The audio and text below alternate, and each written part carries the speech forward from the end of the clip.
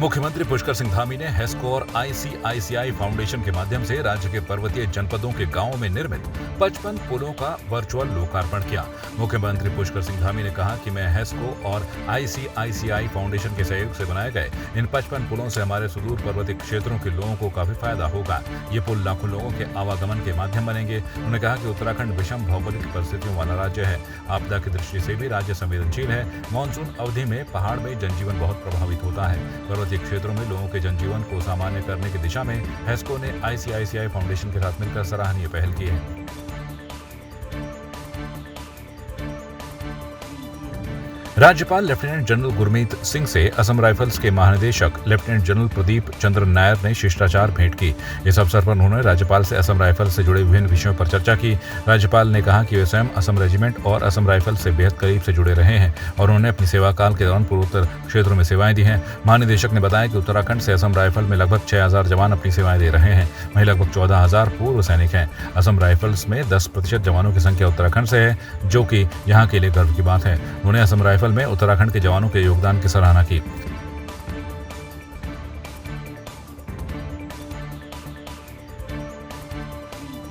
केंद्रीय रक्षा राज्य मंत्री अजय भट्ट ने नैनीताल बरेली राष्ट्रीय राजमार्ग का स्थानीय बीजेपी पदाधिकारियों और कार्यकर्ताओं के साथ निरीक्षण किया। इस दौरान उन्होंने मौजूद नेशनल अधिकारियों से कार्य की जानकारी ली। साथ ही केंद्रीय रक्षा एवं पर्यटन राज्य मंत्री अजय भट्ट ने रुद्रपुर काठगोदाम नेशनल हाईवे 87 मार्ग के लालकुआ क्षेत्र में स्थलीय निरीक्षण किया। इस दौरान केंद्रीय रक्षा राज्य मंत्री अजय भट्ट ने कहा कि रुद्रपुर काठगोदाम नेशनल हाईवे 87 मार्ग का निर्माण पूर्व में सद्भावना इंजीनियरिंग लिमिटेड कंपनी को दिया गया था। कंपनी द्वारा समय कार्य पूर्ण नहीं करने पर अब गाबर कंस्ट्रक्शन कंपनी को कार्य सौंप दिया गया है। कंपनी काम नहीं कर पाई तो वो चली गई। अब दूसरी कंपनी को काम सौंपा गया है। एनएच को मैं इसलिए बधाई दे रहा हूं कि उन्होंने जो मुझे टाइम दिया था कि इतने समय में हम काम प्रारंभ कर दें, कार्य प्रारंभ हो गया है। मैं उसी को देखने के लिए आया हूँ। मैंने साफ कहा है कि जो पैरामीटर्स हैं बनाने के, उसी आधार पर हमारी सड़क बननी चाहिए।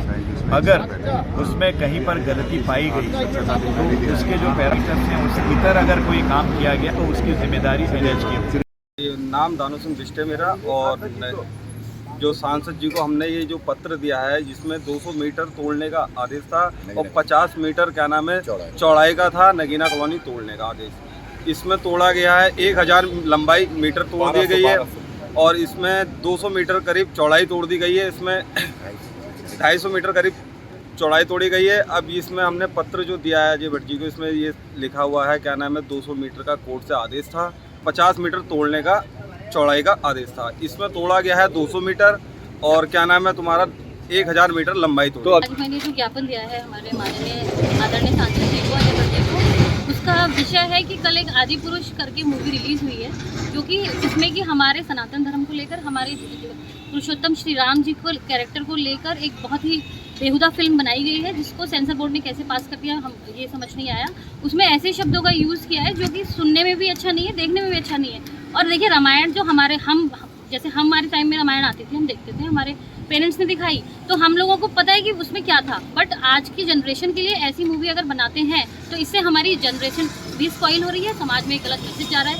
पहले ही बहुत सारी चीज़ें समाज में ऐसी उठ रही हैं जो कि सही नहीं है, और इस प्रकार की अगर मूवीज़ रिलीज़ होंगी तो इसमें ये मजाक का मुद्दा बन जाएगा और ये हमारे सनातन धर्म को बदनाम करने की और उसके खिलाफ मतलब गलत शब्दों और गलत तरीके से दर्शाने की जो इन लोगों की जो मानसिकता है ये बहुत गलत है। इसी के लिए हम इसका विरोध करना चाहते हैं।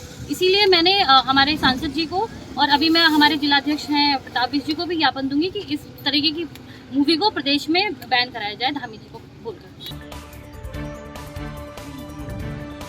एसडीएम अनिल कुमार शुक्ला ने बेरीनाग, गंगोलीहाट, गणाई, गंगोली थल तहसील के सभी विभागों के अधिकारियों की बैठक की। इस दौरान एसडीएम ने विभागों की जमीनों के साथ वन पंचायत और राज्य सरकार की भूमि पर अतिक्रमण करने वालों के खिलाफ कार्रवाई करने के साथ ही अतिक्रमण ध्वस्त करने दिए। एसडीएम ने बताया कि अतिक्रमण के खिलाफ एक टीम गठित की गई जो लगातार अतिक्रमण को हटाने के साथ ही अतिक्रमण करने वालों के खिलाफ कार्रवाई भी करेगी।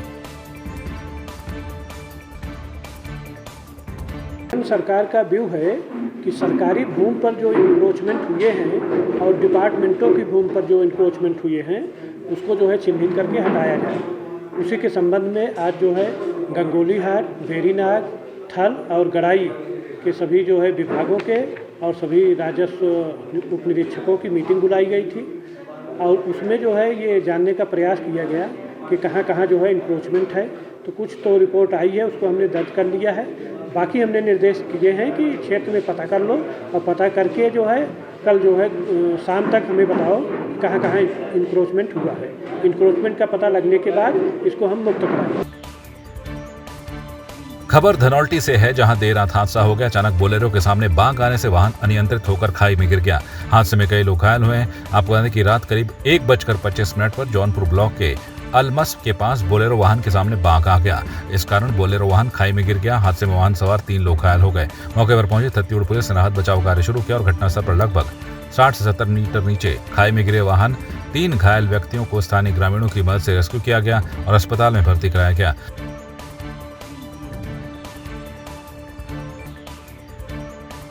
मसूरी में स्वच्छता अभियान को लेकर नगर पालिका परिषद मसूरी ने शहीद भगत सिंह चौक से गांधी चौक तक स्कूली बच्चों के साथ ही विभिन्न संगठनों ने स्वच्छता रैली निकाली, जहां गांधी चौक पर एकत्रित होकर स्वच्छता को लेकर सभी ने शपथ ली। साथ ही इस मौके पर स्वच्छता के प्रति उत्कृष्ट कार्य करने वाले पर्यावरण मित्रों को सम्मानित किया गया।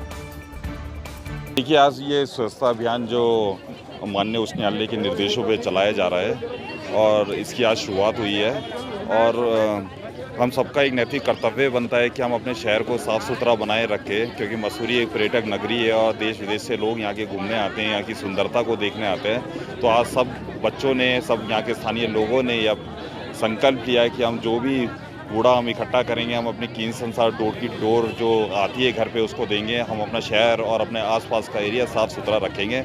ऐसा सब लोगों ने यहाँ पर संकल्प लिया और हम सभी का एक नैतिक कर्तव्य है कि हम अपने शहर को साफ़ सुथरा बनाए रखें।